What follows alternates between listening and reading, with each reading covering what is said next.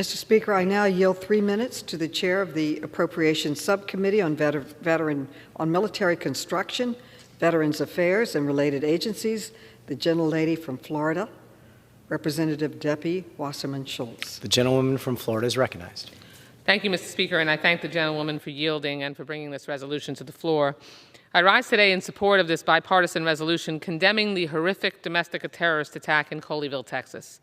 Saturday, January 21st, 2022, was supposed to be a day of rest and prayer for Jews across the world.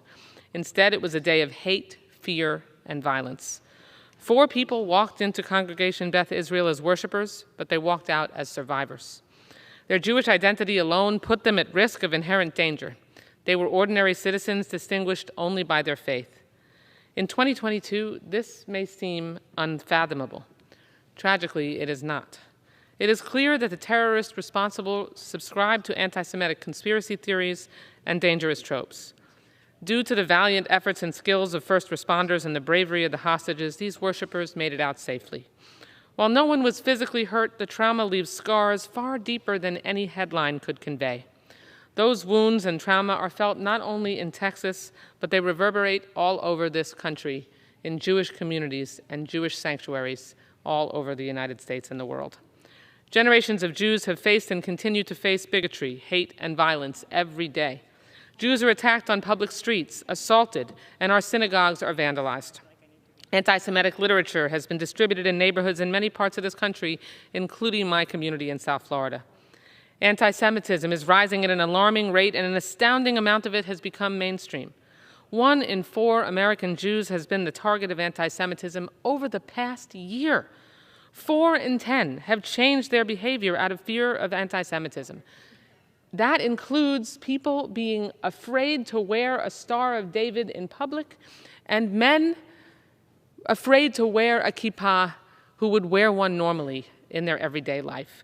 On a personal note, as the first Jewish woman elected to Congress from Florida, my family and I know what it feels like to be the target of anti-Semitic hate.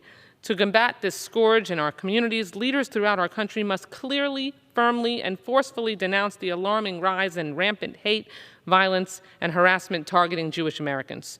Today's resolution is an important condemnation of one act, but we must go further.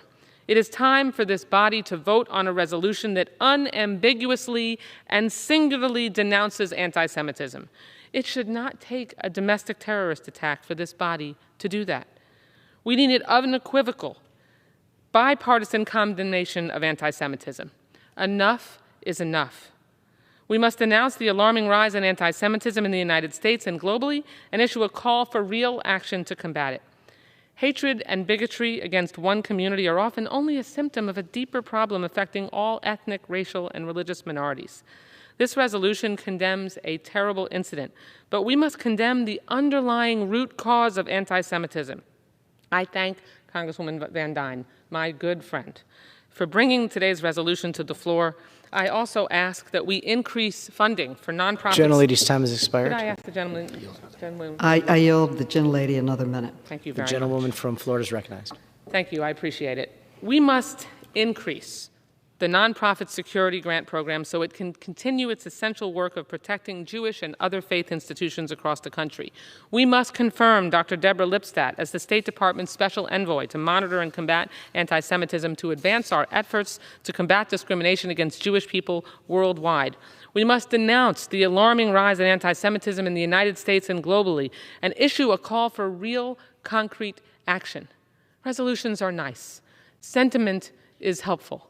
But action speaks louder than words, and we need to come together as a Congress to make sure that worldwide it is known that the United States of America resolutely stands against anti-Semitism, not only for one incident, but in all incidents. Thank you. I yield back the balance of my time. The gentlewoman from Florida yields back.